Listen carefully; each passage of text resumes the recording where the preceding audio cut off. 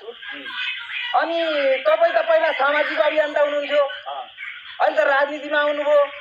देश बनाउनु मन लाग्यो कि खर्च पुगेन?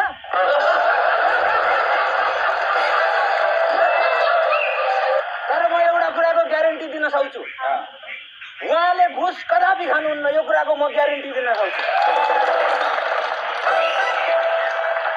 उहाँले किन घुस खानुहुन्न थाहा?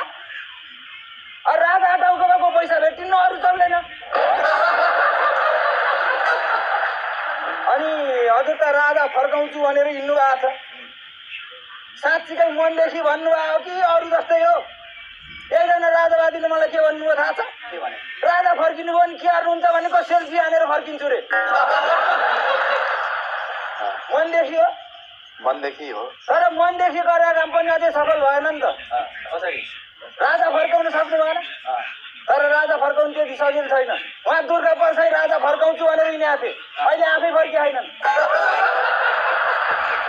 हुन त राजा फर्काउनुभन्दा पहिला गाडी फर्काए आज देश नहुन्थ्यो होला नि।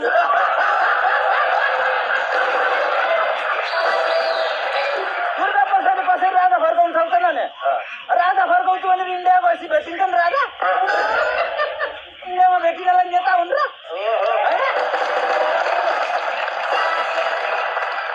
तपाईँ त राजनीतिमा आएर संसद भवनमा पुगेर पनि नेताहरूका कमी कमजोरी उठाउनुहुन्छ। म त तपाईँको बिग फ्यान नै हो। एकचोटि जोरदार ताली हो।